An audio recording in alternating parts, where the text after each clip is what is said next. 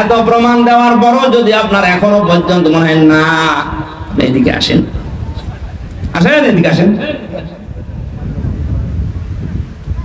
এজন্য আমাদের উচিত হবে এখন এই মুহূর্তে দলাদলি বন্ধ করে দেওয়া, ছোটখাটো বিষয় সব আমরা বাদ। এরপরেও যদি আপনি এক জায়গায় হতে না পারেন, আবার কবে হবে?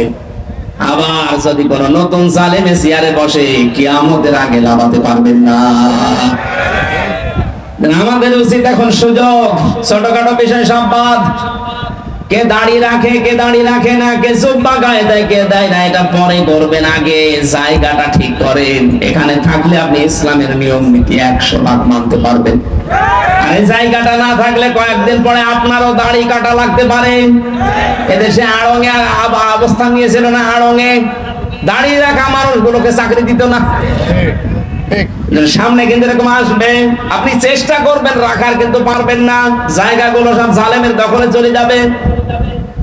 বিশ্বনবী মুহাম্মদ রাসূলুল্লাহকে আল্লাহ ঘোষণা দিলেন, নবী যারা আপনার কাছে আসবে, যে ঈমান আমরা আনতে চাই, বলবেন 6টা কাজ করো। 1 নম্বরে আলা আল্লাহ ইউশরিকনা বিল্লাহ, কোনদিন আল্লাহর সাথে কোনো বিষয়ে শরীক করবা না। 2 নম্বরে ওয়ালা ইয়াসরিকনা বিল্লাহ, ওয়ালা ইয়াসরিকনা, চুরি করা যাবে না। ওয়ালা ইয়াজনিনা, 3 নম্বরে কোনদিন তোমাদেরকে যেন আমরা জেনা করতে না দেখি। জেনার যে ছড়াছড়ি চলছিল, জেনার যে কারবার গুলো আমরা দেখতে পেয়েছি, বিশেষ করে আকাশ সংস্কৃতির নামে এদেশে বন্যার পানির মতো পিন আপ করা পত্রিকা দিয়ে বিভিন্ন স্যাটেলাইটের মাধ্যমে যা আরম্ভ হয়েছিল, আগামী 10 বছরের ভেতরে চরিত্রবান যুবক যুবতী মানুষ খুঁজে পাওয়া পুরস্কার হয়ে যাবে।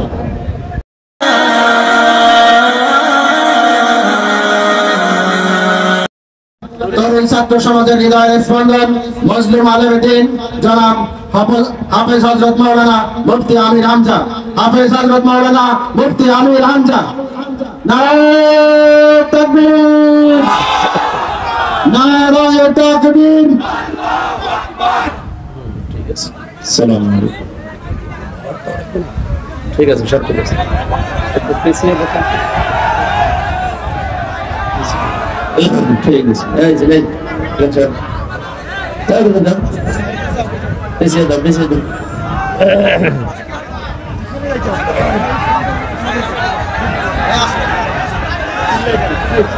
সিল্লাবেন না ভাই, আপনার পেছনে লোক ব্যাক করা হয়েছে, কামে খাবে। পেছাতে না, তার পেছন দান দান দান, আরো পেছানো লাগবে, দান। এটাকে রসমের স্বাদ, কি করেন হবে না,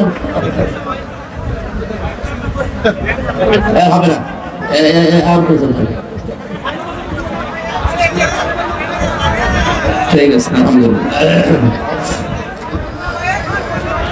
আলহামদুলিল্লাহ রাব্বিল মাশরিকাইনি ওয়া রাব্বিল মাগরিবাইন আল্লাযী খালাকা কুল্লা শাইইন যাওজাইন وأوجب علينا الإحسان بالوالدين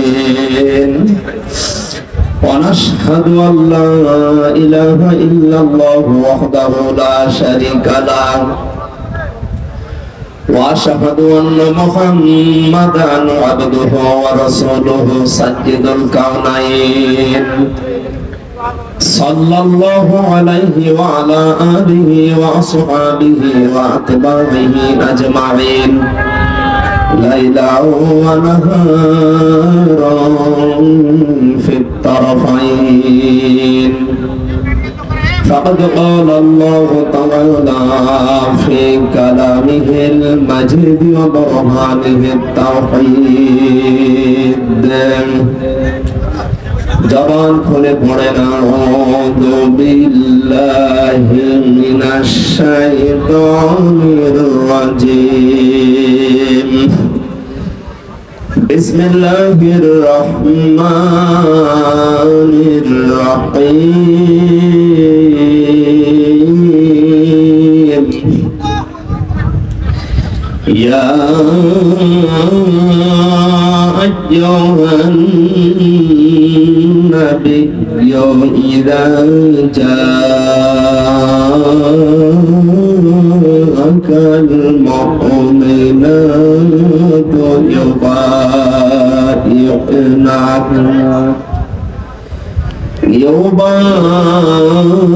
يبايعنك على أن لا يشركن بالله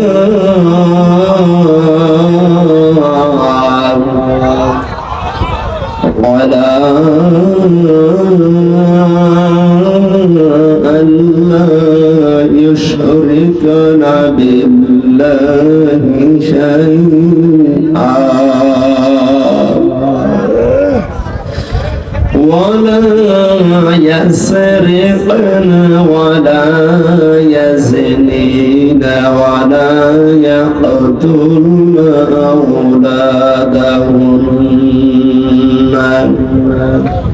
ولا يأتينك ببهتان يفترينه بين أيديهن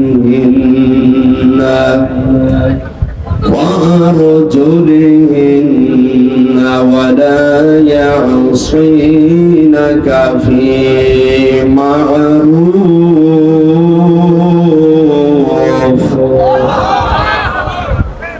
ولا يعصينك في معروف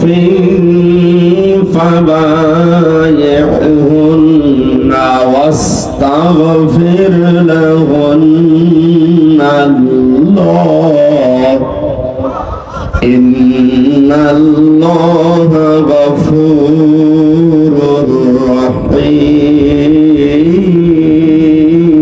رحيم صدقت يا ربنا.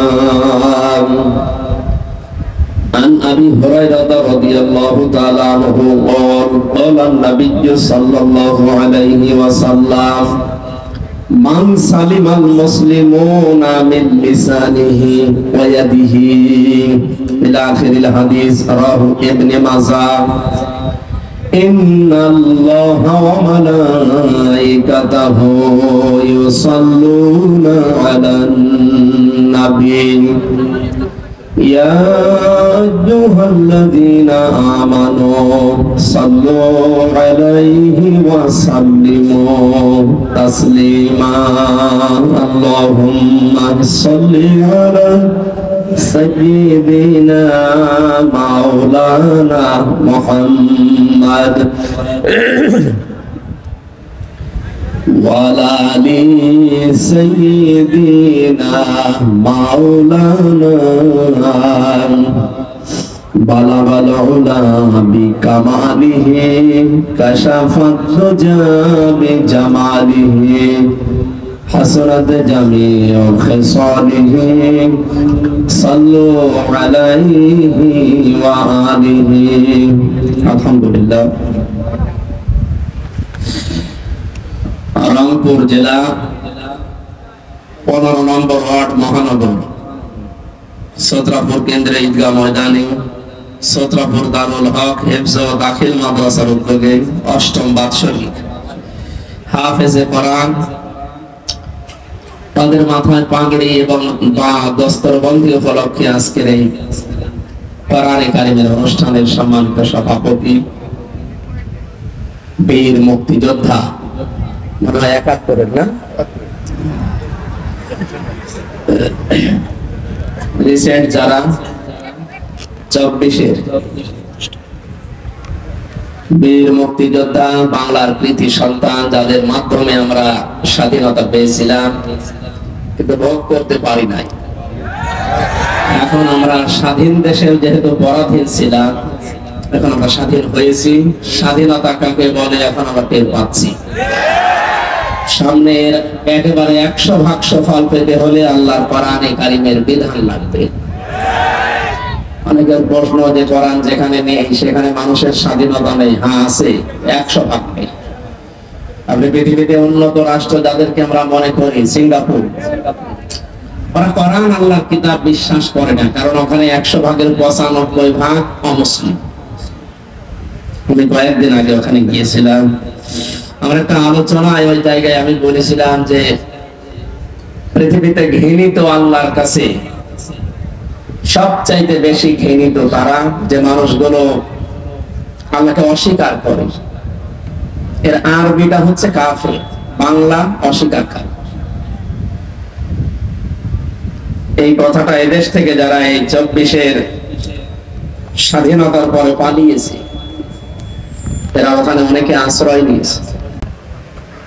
আপনি যে সাহস করেন যে আমি পাশাপাশি আছি, চট করে ঢুকে পড়বো, আসেন। আপনি আসেন, আপনাকে আমরা চট করে ঢুকবেন আর ফট করে ঢুকে দেব আয়না করে। থাকেন পড়ি ওখানে। ব্যারিস্টার আরমান 8 বছর আছে, আপনি 16 বছর থাকবেন। 16 বছর তো আর বাঁচবে না, যে কয় বছর আছেন ওখানে থাকবেন, দেখেন কেমন লাগে। ভার্সিটি থাকতে আমি একটা উপন্যাস পড়েছিলাম, ওর নাম হচ্ছে দেখ কেমন লাগে। আমার মনে হয় এইটা ওদের কপালে আছে। কথা বলে না কেন? তো আশা করছেন যে আসি পাশাপাশি, চট করে ঢুকে পড়বো, আসেন ঢোকাবো, দেখ কেমন লাগে। উপন্যাসটা পুরোপুরি পড়লে তো ভালো লাগে। আমার মনে হয় সামনে এদের কপালে এটা হতে যাচ্ছে। ভাইরা আমার, অন্যায় ভাবে যারা হত্যা করেছেন ডবল শাস্তি পাবেন। 3 নম্বরে যারা জেনা করে দুনিয়ায়, তাদেরও শাস্তি ডবল হবে। সূরা ফুরকানের আয়াত। মেয়েটা বলছে খলিফা, এই ছেলে 4 জন বলছে খলিফাতুল মুসলিমিন। চিন্তা করলাম দুনিয়ায় মার্ডারের শাস্তি যদি না পাই, কিয়ামতে আল্লাহ কিন্তু ডবল শাস্তি দেবে। কয়টা?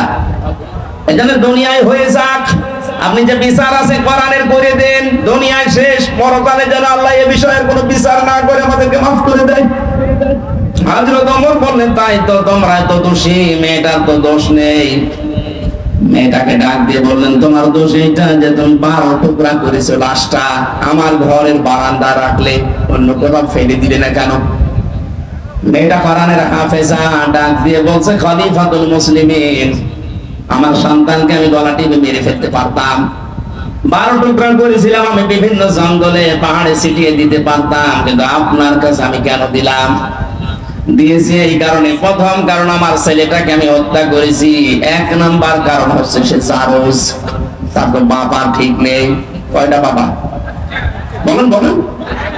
জন্ম তো ঠিক নেই, বাবা 4টা, যদি ওর দোষ না, কিন্তু সন্তানটা তো জারজ। আর আমি কোরআনে কারিমে সূরা কলমের 13 নম্বর আয়াত থেকে 19 নম্বর আয়াত পর্যন্ত জানি, যারা জারজ সন্তান এই পৃথিবীতে তাদের 13টা কাজ হবে। তার 1 নম্বরে তারা কোরআন বিরোধী হবে। আমার পেটে জন্ম নিয়ে বড় হয়ে আমার সামনে কোরআনের বিরুদ্ধে মিছিল করবে আমার ছেলে, এটা আমি মানতে পারি না। এই জন্য আমি নিজের হাতে জবাই করেছি। বাংলাদেশে আজ যারা কোরআনের বিপক্ষে অবস্থান নিয়েছিলেন, নিচ্ছেন, এখনো সামনে অনেকে চেষ্টায় আছেন।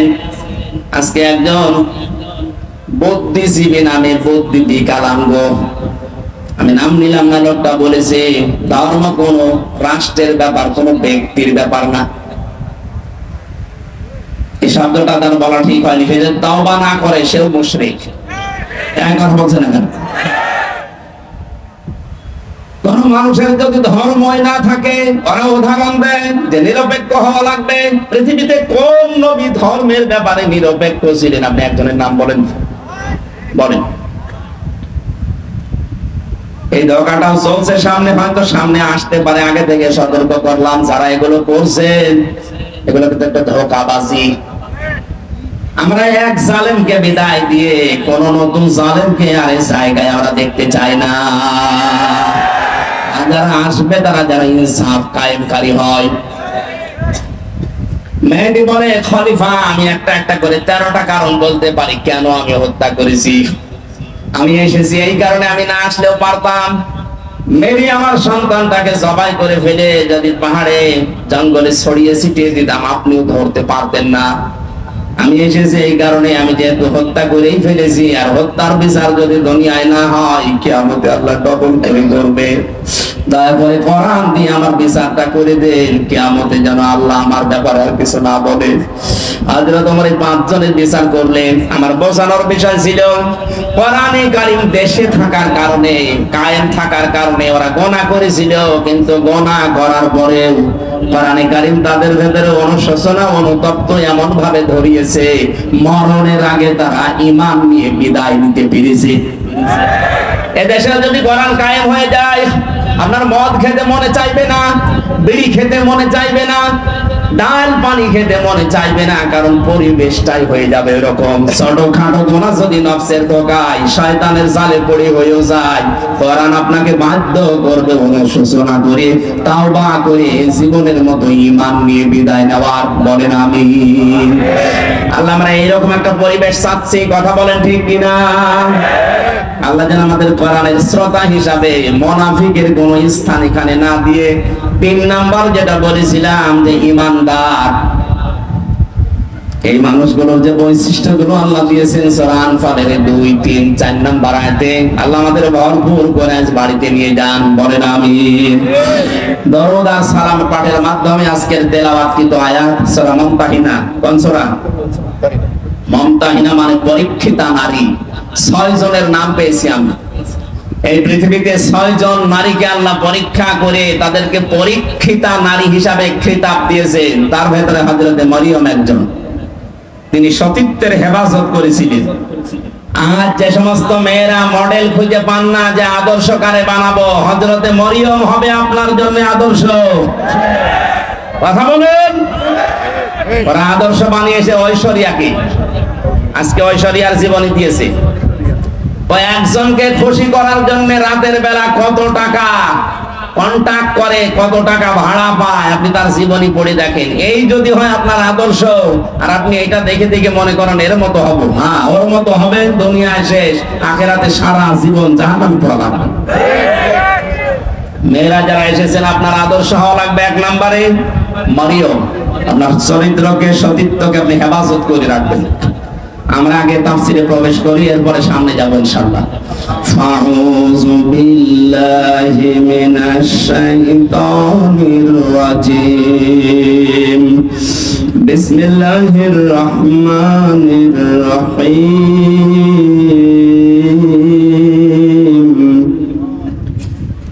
ইয়া আইয়ুহান নাবিয়্যু ইযা জাআকাল মুমিনাতু ইউবাইয়িনাকা আলা আল্লা ইউশরিকানা বিল্লাহি শাইআ। সাদাকাল্লাহুল আযীম। সূরা মুমতাহিনা নামকরণটা, এর ভেতরে শব্দটা আছে, এখান থেকে সূরার নামকরণ। আজকে আমরা সবগুলো আয়াত পড়েছি মাত্র 1 আয়াতের 4 ভাগের 1 ভাগ। আজকের আলোচনার বিষয় হচ্ছে ঈমান কিভাবে আপনি আনবেন। আমরা তো অনেকে ঈমানদার বসে আছি, কিন্তু এইভাবে না। ঈমান আনতে হলে কিছু শর্ত মানা লাগে। আমরা যেন আজকে শোনার পরে ওই শর্ত অনুযায়ী আমাদের বাকি জীবন চালাতে পারি। বলেন আমিন। সূরা মুমতাহিনার 12 নম্বর আয়াতটা পড়েছি। আল্লাহ ডাক দিয়েছেন ইয়া আইয়ুহান নবী, হে নবী। কোরআন শরীফের ভেতরে আল্লাহ ইয়া মুহাম্মদ বলেন নাই, ইয়া নবী, ইয়া রাসূল এই শব্দটা লাগিয়েছেন। আর মুহাম্মদ শব্দ বলার সঙ্গে সঙ্গে নবীজির রিসালাতের ঘোষণা দিয়ে তার সম্মান আরো বাড়িয়ে দিয়েছেন। আজকে রাসূলের সম্মান বাড়ানোর জন্য রবিউল আউয়াল মাসে যারা জন্মদিন পালন করে, সাফ করে শুনে রাখেন, পৃথিবীর কোন মানুষের জন্মদিন মৃত্যুদিন পালন করার ভেতরে কোনো ফায়দা নেই। এমনকি কোন মানুষ যত দামি হোক আপনার জীবনের জন্য, যত উপকার করুক আপনার জীবনে, ও যদি মারা যায় সর্বোচ্চ 3 দিনের উপরে কোনো শোক নেই। হ্যাঁ, একজন মহিলার স্বামী যদি মারা যায় তাহলে 3 মাস 10 দিন সে বিবাহ বন্ধনে আবদ্ধ না হয়ে তার জন্য অপেক্ষা করে এর পরবর্তীতে অন্য স্বামী গ্রহণ করবে, এই শেষ। পৃথিবীর কোন মানুষের জন্য 3 দিনের উপরে শোক জায়েজ নেই। আর আমরা সেই 75 সাল থেকে শোক পালন করিয়েই আসছি। কেন? উনি কি আপনার কি স্বামী হয়? আপনার কি বাবা হয়? কোন কারণে শোক পালন করা লাগবে তার জন্য?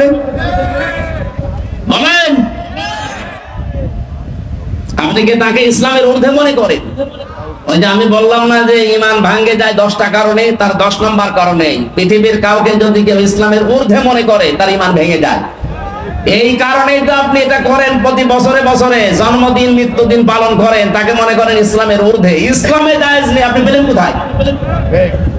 আগামী থেকে এটা আমরা আর করতে চাই না। এই জন্য তো এবার রাষ্ট্রীয়ভাবে 15ই আগস্ট পালন করতে দেয়নি। কিসের 15 আগস্ট 16 আগস্ট? কোরআন হাদিসে যেটা নেই ওইটা আমরা রাষ্ট্রীয়ভাবে পালন করে সময় নষ্ট করতে চাই না। কোরআন হাদিসে থাক, আমরা 10 দিন ধরে পালন করব। এই কথা বলেন না কেন? সিঙ্গাপুরে 95% মুসলিম, আর আমাদের দেশে 96% আমরা মুসলিম। তো এখানে কোনো বানানো নিয়ম নীতি চলতে পারবে? বলেন তো পারবে? আগামী থেকে যেই হোক 3 দিনের উপরে আমাদের কোনো শখ আর থাকবে না। বিশ্ব নবী মুহাম্মদুর রাসূলুল্লাহর উপরে তো দুনিয়ায় আর কেউ নেই, আল্লাহর পরে তার স্থান। শোক পালন করা যদি জায়েজ হতো প্রতি বছরে বছরে, আমার মনে হয় তার জন্য আমরা শোক পালন করতাম। কোনো আলেম তো এটা করে না। যে সমস্ত বেদাতপন্থী আছে এরা নবীর জন্মদিন পালন করার জন্য উঠে পড়ে লাগে। কোথায় পেয়েছেন দলিল বলেন তো? নবীর মিলাদ পড়েন। মিলাদ মানে জন্ম। মিলাদ মানে কি? যে দুইজন চাচা নবীর জন্মে খুশি ছিল, দুইজনেই জাহান্নামে গেছে, একটা আবু তালেব আর একটা আবু লাহাব। কথা বলেন না কেন? দুইজনই কিন্তু মিলাদে নবীর জন্মে খুশি। আর যেই দুইজন চাচা নবীর আদর্শে খুশি, হযরত হামজা, হযরত আব্বাস, দুইজনেই জান্নাতি। এখান থেকে শিক্ষা নিতে পারেন না? এরপরে আপনি আলেম নামে জালেম হয়ে কলঙ্ক করে মানুষকে আপনি ধোঁকা দিয়ে বোকা বানিয়ে টাকা ইনকাম করছেন এই রবিউল আউয়ালের নাম দিয়ে। আশা করছে এগুলো আমরা সচেতন মানুষ আগামী থেকে আর করব না। আপনি যদি আদর্শ অনুসরণ করে খুশি থাকতে চান তাহলে 40 থেকে 63 এই 23 বছর অনুসরণ করেন। এই কথা বলেন না কেন? আমরা এখন থেকে কারো জন্ম নিয়ে আনন্দ করব না। আমাদের জন্ম নিয়ে আনন্দ না, আমাদের আনন্দ হবে তার আদর্শ নিয়ে। কথা বলেন না কেন? নবীজিকে আল্লাহ ডাক দিলেন ইয়া মুহাম্মদ, যেখানে কোন জায়গায় কোরআনে আল্লাহ দেয়নি। নাম নেওয়ার সঙ্গে সঙ্গে রিসালাতের ঘোষণা দিয়ে তার সম্মান বাড়িয়ে দিয়েছেন। মুহাম্মাদুর রাসূলুল্লাহ, ওমা মুহাম্মাদুন ইল্লা রাসূল, মা কানা মুহাম্মাদুন আবা আহাদিন মির রিজালিকুম ওয়ালাকিন রাসূলুল্লাহ খাতামান নাবিয়্যিন। আওয়াজ সূরা মুহাম্মদ একটা আয়াত, আলা নুজিলা আলা মুহাম্মাদ হুয়াল হাক্কু মির রাব্বিহি। প্রত্যেকটি জায়গায় আল্লাহ তার নাম নেওয়ার সঙ্গে সঙ্গে ঘোষণা দিয়েছেন যে তিনি আমার রাসূল। জোরে বলেন আল্লাহু আকবার। এই জন্য আমরা এই জায়গা একটা স্পর্শকাতর জায়গা। রাসূলুল্লাহকে কেউ গালি দিলে আমরা সহ্য করতে পারি না।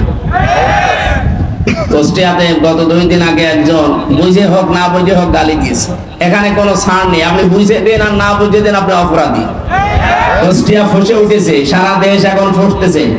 আগামী থেকে আমরা এই দেশের এই বিবেক বুদ্ধিহীন কিছু মানুষ আছে বিভিন্ন নাম নিয়ে যারা চলে, সে যে নামেই হোক, রাসূলুল্লাহর ব্যাপারে কিন্তু কোনো আপোষ নেই।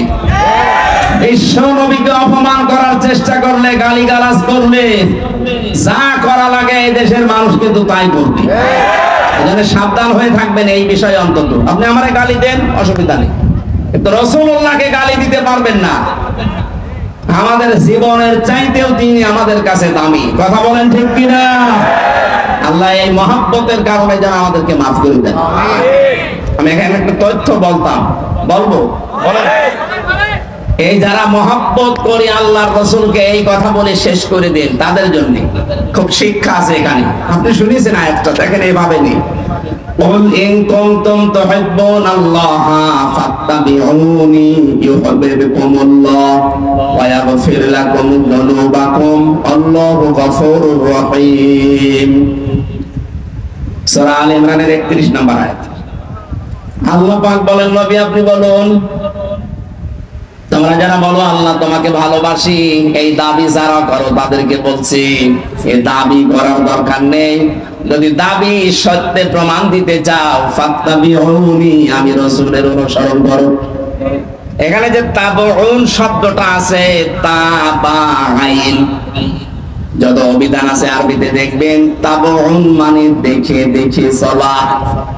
আমার সামনে বেলাল স্যার যেভাবে হেঁটে যাবে, যেভাবে পা ফেলবে, যেভাবে হাত নাড়াবে, যেভাবে মাথা দোলাবে, ওইভাবে দেখে দেখে চলার নাম আরবিতে তাবউন।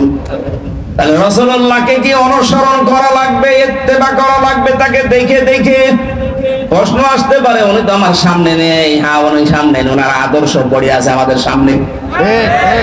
বিদায় হজের ভাষণের দিন বলেছিলেন তারাক্তু ফীকুম আমরাইন, দুইটি জিনিস রেখে গেলাম, লান তাদিল্লু মা তামাসসাকতুম বিহিমা কিতাবাল্লাহ ওয়া সুন্নাতু রাসূলিহি। দুইটা জিনিস রাখলাম, যদি অনুসরণ করতে পারো কোনদিন পথ ভ্রান্ত হবে না, পথ হারা হবে না, মায়ের খাবে না, না খেয়ে থাকবে না। এই তাদিল্লু শব্দের 99টা অর্থ আছে। কোনদিন আপনি না খেয়ে থাকবেন না, কারণ এই জমিন আল্লাহ আমাদেরকে ওয়ারিশ বানিয়েছে। জমিনের ওয়ারিশ যারা, তারা না খেয়ে থাকবে। মানে পৃথিবীতে যারা আল্লাহকে মানে না তারা এই পৃথিবীর ভাড়াটিয়া, আর আমরা হচ্ছে জমিনের মালিক।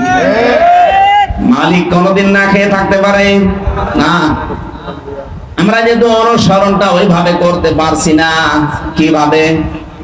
ফাত্তাবিউনি, আমি রাসূলকে তোমরা অনুসরণ করো। যদি অনুসরণ করতেই পারো, যখন অনুসরণ আরম্ভ হবে, ইউহিব্বুকুমুল্লাহ, আমি আল্লাহ নিজে তখন ভালোবাসা আরম্ভ করব না করেছি। এখানে যারা আরবি গ্রামার বোঝে জিজ্ঞাসা করেন, ইউহিব্ব এটা মুজারে, বর্তমান, ভবিষ্যৎ, প্রেজেন্ট, ফিউচার। যখন থেকে আপনি নবীজিকে অনুসরণ আরম্ভ করবেন, তখন থেকে আপনাকে আল্লাহ ভালোবাসা শুরু করবে। কি কথা বুঝতেছেন? তার মানে এখনো যারা নবীর আদর্শকে অনুসরণ আরম্ভ করেনি, করবে বলে আশা করছে, আল্লাহ তাদেরকে ভালোবাসা শুরু করেনি। আমি কথা বোঝাতে না পারলে আবার রিপিট করবো। রাসূলুল্লাহকে কেউ যদি অনুসরণ করা আরম্ভ না করে, আল্লাহ তাকে ভালোবাসা শুরু বলেন করেনি। আর আল্লাহ যদি ভালোবাসে, কয়েকটা উপকার আছে। এক নম্বরে আল্লাহ পাক বলেন, আমি যদি কাউকে ভালোবাসি, ওয়ায়াগফির লাকুম যুনুবাকুম। ইয়াগফির এটা মুজারে, বর্তমান, ভবিষ্যৎ, প্রেজেন্ট, ফিউচার। জামবুন 1 বছর, যুনুব বহু বছর। আমি আল্লাহ যদি কাউকে ভালোবাসা আরম্ভ করি, ওর জীবনের কোনো গোনা বাকি রাখে না, সব মাফ করে দেয়। আর আল্লাহর নিয়ম হচ্ছে, কোন জায়গায় যদি আল্লাহ গোনা মাফ করে দেয়, ওই জায়গাটা আল্লাহ ফাঁকা রাখে না, পুরা নেকি দিয়ে পাল্টিয়ে দেয়। আল্লাহ যদি কাউকে ভালোবাসে, কি পেলাম? আল্লাহ নিজে তাকে ভালোবাসা আরম্ভ করবে, তার জীবনের গোনাগুলো মাফ করে দেবে। আর গোনা মাফ হয়ে গেলে আল্লাহ তাকে জান্নাতে দেবে। এবার আমার আয়াতের মূল শিক্ষা হচ্ছে, রাসূলকে অনুসরণ করা আরম্ভ করা লাগবে না লাগবে না? এটা কি আংশিক না পূর্ণাঙ্গ? বলেন।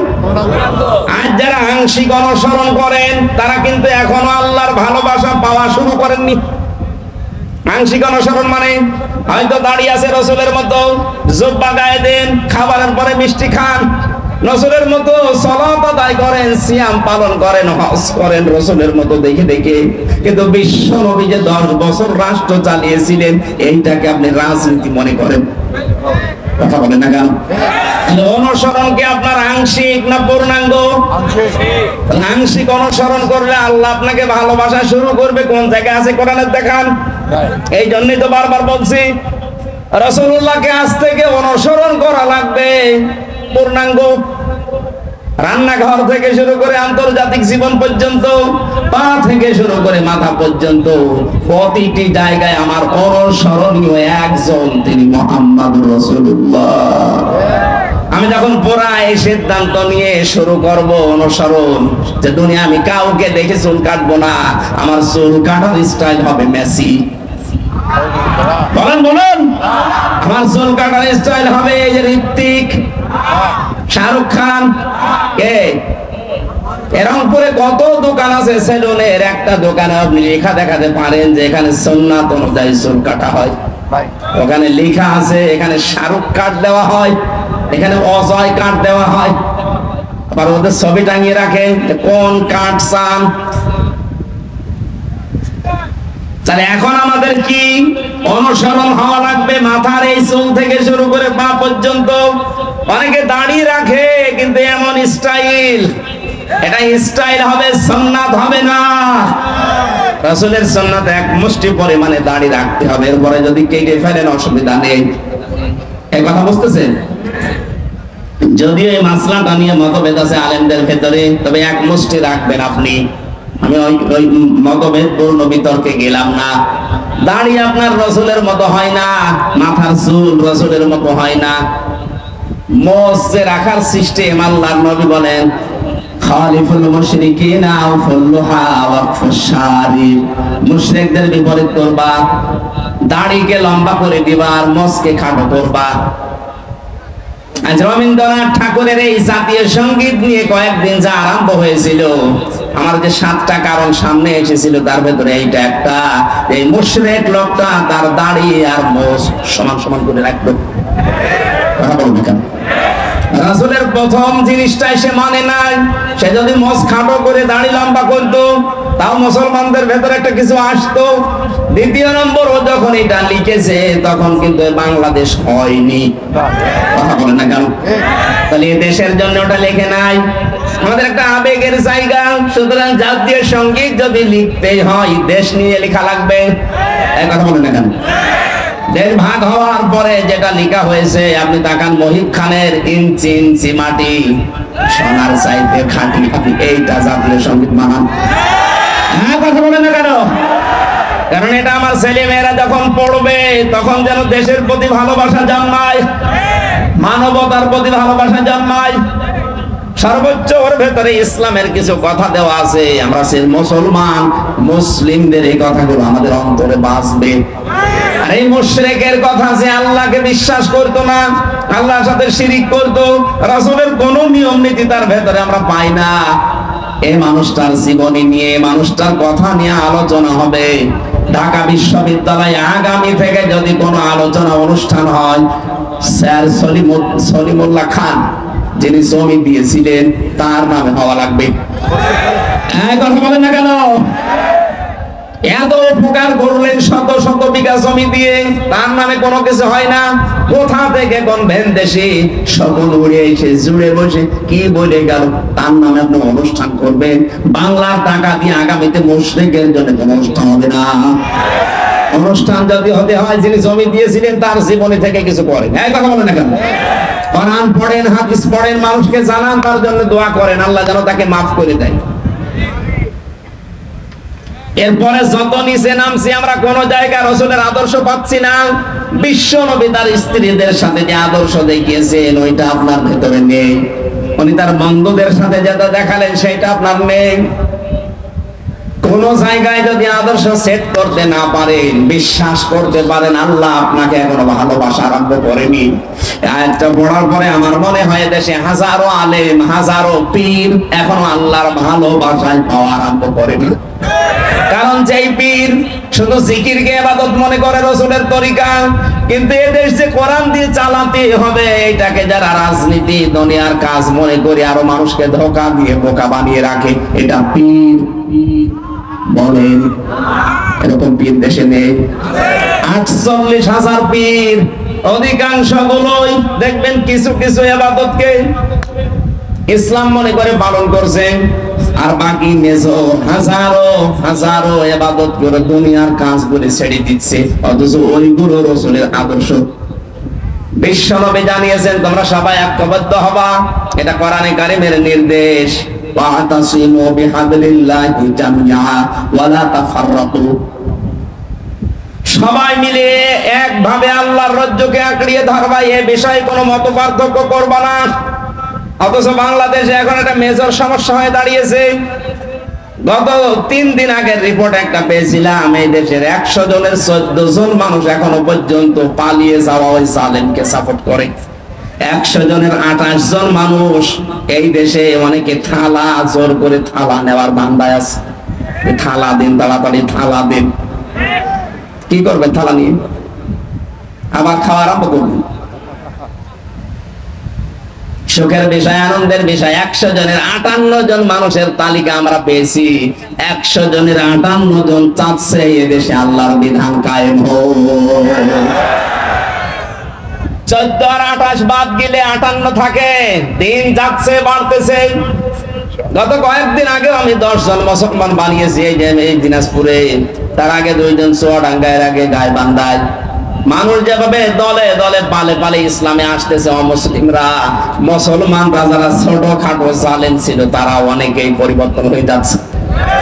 কথা বলেন না কেন? আমরা এগুলো দেখতে পাচ্ছি। নবীজি যা করেছিলেন মক্কার পরে, মক্কা বিজয়ের পরে নবীজি যা যা করেছিলেন এদেশের ডাক্তার শফিকুর রহমানের ভেতরে আমরা সেইটাই দেখতে পাচ্ছি। ১৫০০ বছর পর আমার মনে হচ্ছে নবীর আদর্শটা আমরা দেখতে পাচ্ছি আজ। বিশ্ব নবী মুহাম্মদ রাসূলুল্লাহ ওই সময় বলেছিলেন, সাহাবীরা 3টা কাজ করবা না। কোন নারীর গায়ে হাত দিবা না, কোন শিশুর গায়ে হাত দিবা না, কোন ফলদার বৃক্ষ কাটবা না। 3টা কাজ বেশি বেশি করবা। যেখানে তিনি অবস্থান নিয়েছিলেন বলেছিলেন, তারপর আশপাশে তোমরা রান্নাঘর, চুলা এটা বেশি বানাবা, আর টয়লেট পায়খানা যেটা এটা কম বানাবা। আর আমার শত্রু বড় এখন বেঁচে আছে আবু জেহেল, তলে আবু সুফিয়ান আছে, তার ঘরে যদি কেউ আশ্রয় নেই তাকে তোমরা মাফ করে দিবা, ক্ষমা করে দিবা। এই 1400 বছর পর ডাক্তার শফিকুর রহমান এত অত্যাচার, জুলুম, নির্যাতনের শিকার হওয়ার পর এই কাজগুলো তিনি এখন দেখিয়েছেন। যারা আমাদের প্রকাশ্য শত্রু ছিল তাদের ওই ঘর বাড়িগুলো উনি পাহারা দিয়েছেন লোক দিয়ে। কথা বলেন। কৌশল অবলম্বন করার জন্য মুসলমানদেরকে নিয়ে তিনি ঐক্য হওয়ার চেষ্টা চালাচ্ছেন। আমরা দেখতে পাচ্ছি কিছু মানুষ এখনো পর্যন্ত সেই মানধাতামলের আকীদা আকীদা আকীদা এই নিয়ে তারা এখনো ডিভাইডেড আছে।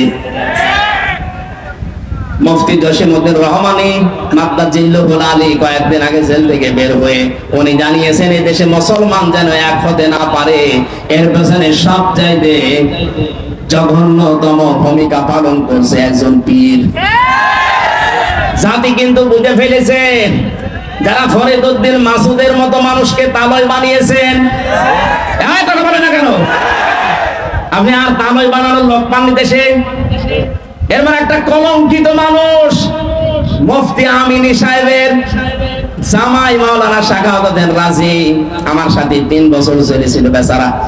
মাঝে মাঝে বলতো, টক শোতেও বলেছে, এই বাংলাদেশে তাসলিমা নাসরিনের মতই এই ফরিদউদ্দিন মাসুদ, কোন পার্থক্য নেই। ও আর একই যে লোকটা কোরআনের পাখি সাইদি সাহেবের ফাঁসি চাইতে পারে, একটা মাজলুম মানুষ সে জেলখানায় আছে, তারা আমৃত্যু দিয়েছিল, আর এই লোকটা শাহবাগে গিয়ে বলছে আমরা তার ফাঁসি চাই। এটা একটা টাটকা নির্ভেজাল কোলাঙ্গার।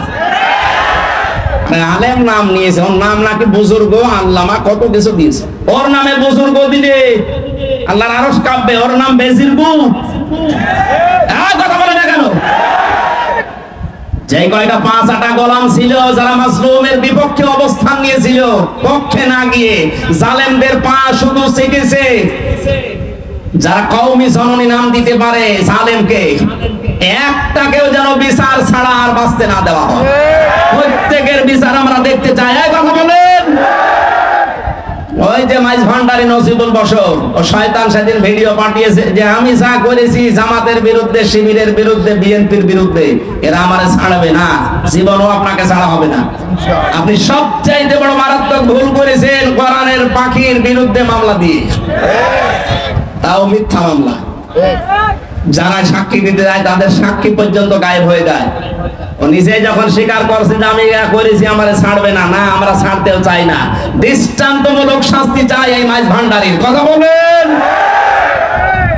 আলেম নামে কলঙ্ক, এগুলো নাম নিয়েছে কি সুন্দর সুন্দর, দেখেন কুসেআ, কি কুসেআ, কি কুকুর, শ্রীগাল, বিড়াল। যাদের নামে ডিনেগেশন ডিগ্রি 14টা করে ব্যবহার করে, এগুলো জাহান্নামী মানুষের আলামত। আপনাকে মানুষ নিজে ডাকবে, আপনি আল্লামা কিনা, নিজের নামে আগেই পরিচয় দেয় আমি শোলাকিয়ার ইমাম। বলছে কিসের শোলাকিয়ার ইমাম? ইমামতি করার জন্য সেই গোপালগঞ্জ থেকে গন্ডা ভাড়া করে এনে বাইতুল মুকাররমের মতো জায়গা অপবিত্র করিস। কত মুসল্লির রক্ত ছড়িয়েছে, এর যেন ছাড় দেওয়া না হয়। কথা বলে না কেন? যেই দিন কওমি জননী নাম দিয়েছে এই রুহুল আমিন নামে, আলেম নামে কলঙ্ক, সেই দিন জেলখানায় ওর নামে বদদুয়া করেছে কওমি মাদ্রাসার আলেমরা। আমার সাথে 86 জন 76 জন ছিল। মাওলানা মামুনুল হক থেকে শুরু করেছে আলেম গুলো ছিল, কি করলো কি আমাদের তো ডুবিয়ে মারলো। এখনো পর্যন্ত আপনি একটা পীরের নাম নিয়ে তার সাফাই গেয়ে যাচ্ছে। মুফতি জসিমউদ্দিন রহমানী 11 বছর জেল কেটেছে। আপনি কয় বছর ছেড়েছিলেন? তার যে স্যাক্রিফাইস সেটা এমনি এমনি বলে না, সে আপনাদের সাথে ছিল, মিশেছে, দেখেছে, বাস্তবতা সে জানে। আমিও জেলের ভেতরে কমপক্ষে 50 দিন তার সাথে আমার দেখা। মাঝে মাঝে আমারে বলতো, হামজা, এদেশে যদি একত্রিত মুসলমান না হয় তার পেছনে সবচেয়ে গুরুত্বপূর্ণ ভূমিকা কঠিন জঘন্যতম ভাবে পালন করে পীর। এখনো পর্যন্ত করে যাচ্ছেন, আপনি থামবেন। একটা ঐক্য হওয়ার চেষ্টায় আছে। সব আলেম ওলামা যদি এক হয়ে, এই যে 58 ভাগ এমনি এমনি হয়নি, সব দাড়িওয়ালা টুপিওয়ালা মানুষগুলো এক হয়ে যাচ্ছে। আর এখানে আপনি এখন সেই মানধাতা আমলের আকীদা করছেন। কার আকীদা খারাপ আপনি দেখেন তো? জামাত ইসলামী বাংলাদেশের আকীদা হচ্ছে লা ইলাহা ইল্লাল্লাহু মুহাম্মাদুর রাসূলুল্লাহ। হ্যাঁ, কালেমা যদি আপনি ভুল প্রমাণ করতে পারেন তাহলে জামাতের আকীদা খারাপ। কালেমা তো নিজেও জিকির করছেন, আমরাও করছি, এখানে তো কোনো পার্থক্য নেই। কিসের আকীদা করেন? এই উল্টা পাল্টা ধোয়া তুলে মুসলমানদেরকে আজ ডিভাইডেড করবেন না, এটা হারাম কাজ। মুসলমানদের এক করা ফরজ আর ভাগ ভাগ করা হারাম। এটা তো আমি মানলাম। সূরা আলে ইমরানের 105 নম্বর আয়াত আপনি বাড়িতে যে মিলিয়ে দেখেন। যারা আজ মুসলমানদেরকে এক হতে দিচ্ছেন না, আপনি হারাম কাজে আছেন। কোন হারাম কাজ করা অবস্থায় তার ইবাদত কবুল হয় না। সুতরাং আপনার নামাজ, আপনার সিয়াম, আপনার হজ, এই দাড়ি, জিকির সব মাঠে মারা যাচ্ছে। আমি আর নিচে নামতে পারলাম না। এরপরও যদি কারো বিবেক না খোলে, আমার মনে হয় ওকে আল্লাহ মোহর মেরে দিয়েছে আবু জাহেলের মতো, ও আর ভালো হবে না। আমার ভাইরা, এখন থেকে আমাদের অনুসরণ হবে রাসূলের আংশিক না পূর্ণাঙ্গ? পূর্ণাঙ্গ অনুসরণ যখন আমরা আরম্ভ করব, আল্লাহ আমাদেরকে ভালোবাসা শুরু করবে। তার মানে বোঝা যাচ্ছে দেশে অনেক আলেম, অনেক পীর এখনো পর্যন্ত আল্লাহর ভালোবাসায় পাওয়া আরম্ভ করেনি। আমরা করেছি, আমরা যারা করছি, চেষ্টা চালাচ্ছি। হ্যাঁ, মাথা থেকে শুরু করে সংসদ পর্যন্ত সব জায়গায় আমার রাসূলের আদর্শ আমরা মেনে নেব। যখন সিদ্ধান্ত নিয়ে মাঠে নেমে পড়বেন, বুঝবেন আল্লাহ আপনাকে ভালোবাসা আরম্ভ করছে। আল্লাহর ভালোবাসা আরম্ভ হয় তখন যখন কয়েকটা কাজ আপনি দেখতে পাবেন। এই তাকান, আপনাকে যে আল্লাহ ভালোবাসে তার প্রমাণ হিসাবে কয়েকটা কাজ আপনি দেখতে পাবেন সামনে। 1 নম্বরে হাদিস, নবীজি বলেন, আমি যখন আল্লাহ পাক যখন কাউকে ভালোবাসেন তখন পুরো আসমানে ঘোষণা হয়ে যায়, মহান আল্লাহ ওই লোকটাকে ভালোবাসে। আমরা সবাই যারা আসমানে আছো সবাই ওকে ভালোবাসো। পুরো আসমানের ফেরেশতারা তখন তাকে ভালোবাসা আরম্ভ করে দেয়। জমিনে ঘোষণা দেওয়া হয়, পুরো জমিনবাসী শোনো, হামজাকে আল্লাহ ভালোবাসা আরম্ভ করেছে, তোমরাও ভালোবাসো তাকে। তখন পুরো সৃষ্টি জগতের ভেতরে আল্লাহ একটা মহব্বত পয়দা করে দেয়। আমরা এইটা আজ দেখতে পাচ্ছি। আপনি তাকান, এতদিন যাদের স্বাধীনতা বিরোধী, রাজাকার, জঙ্গি, উল্টা পাল্টা নাম দিয়ে বহু কালার করার চেষ্টা চালিয়েছে, আগস্টের 5 তারিখের পর থেকে আজকের এই 23 তারিখ পর্যন্ত আমরা দেখতে পেলাম তারা জঙ্গি না, তারাই জনগণের সঙ্গী। এই ভালোবাসাটা এখন আল্লাহ পয়দা করে দিয়েছে নিচে। পুরা আসমানে আল্লাহ ঘোষণা দিয়েছে যে তাদেরকে ভালোবাসো তোমরা। জমিনের লক্ষ লক্ষ সৃষ্টি সবার ভেতরে তাদের মহব্বত, ভালোবাসা এটা ঢুকিয়েছে কি আল্লাহ। এত প্রমাণ দেওয়ার পরও যদি আপনার এখনো পর্যন্ত মনে হয় না, এদিকে আসেন, এদিকে আসেন।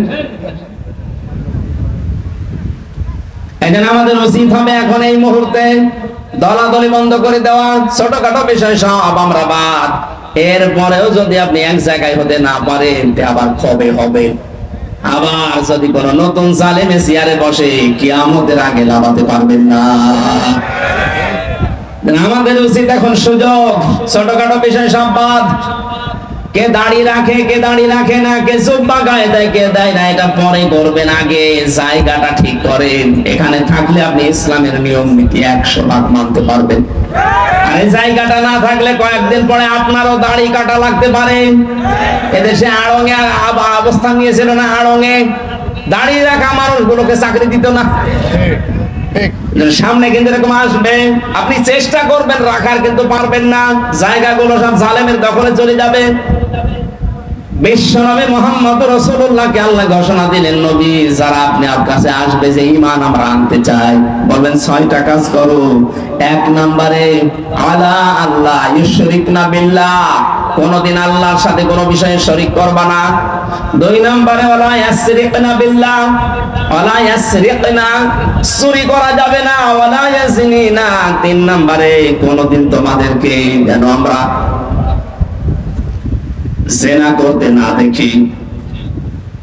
জেনার যে ছড়াছড়ি চলছিল, জেনার যে কারবার গুলো আমরা দেখতে পেয়েছি, বিশেষ করে আকাশ সংস্কৃতির নামে এদেশে বন্যার পানির মতো পিনাপ করা পত্রিকা দিয়ে বিভিন্ন স্যাটেলাইটের মাধ্যমে যা আরম্ভ হয়েছিল, আগামী 10 বছরের ভেতরে চরিত্রবান যুবক যুবতী মানুষ খুঁজে পাওয়া পুরস্কার হয়ে যাবে। এগুলো যারা দায়িত্বে আছেন বন্ধ করার চেষ্টা চালাচ্ছে। আমরা চাই যেগুলো দ্রুত যেন বন্ধ হয়।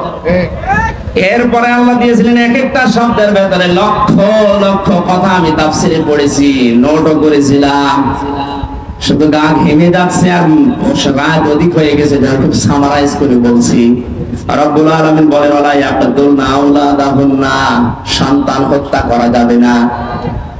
এই শব্দটার ব্যাখ্যা করলে অনেক ভালো হতো। ওয়ালা ইয়াতিনা বিবহতান, কালকে আমার মাহফিল আছে, এই যে এই ছেলেটার এখানে, কালকে ওয়ালা ইয়াতিনা বিবহতান, এই বহতানের উপর আমি কথা বলবো, কারণ এইটা বাংলাদেশে 15.5 বছরের বেশি হয়েছে। ওয়ালা ইয়াতিনা বিবহতান, মানুষকে আন্দাজে দোষ দিয়ে জীবনটা নষ্ট করে দিও না। আমার জীবন থেকে যে 3টা বছর আপনি ঝরিয়ে দিলেন বেকার বেকার আন্দাজে দোষ দিয়ে, প্রমাণ তো হয়ে গেছে কয়েকদিন আগে আমার মামলা সব খারিজ হয়ে গেছে। আদালত প্রমাণ করেছে আমার কোনো দোষ নেই, আমি নির্দোষ, বিনা দোষে আমাকে এই 3টা বছর নষ্ট করলেন। যারা করেছিলেন তাদের কি শাস্তি হবে, ওই কথাগুলো কালকে আমরা তুলে ধরবো।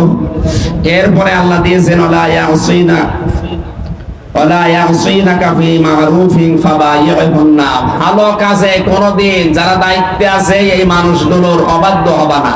আস্তাগফিরুল্লাহ, আল্লাহর কাছে ক্ষমা প্রার্থনা করবা এই 6টা গুণ যাদের ভেতরে আছে। ইন্নাল্লাহা গাফুরুর রহিম, অবশ্যই আল্লাহ তাআলা দয়াবান এবং ক্ষমাশীল। আল্লাহ আয়াতটা খুব সংক্ষেপে করেছি, বাস্তবে যেন আমাদেরকে মেনে চলার তৌফিক দেন। আগামী কালকে মাহফিল আছে এই নওশাদের গ্রামে, বহতানের উপরে কথা বলবো ইনশাআল্লাহ। আল্লাহুম্মা আমিন।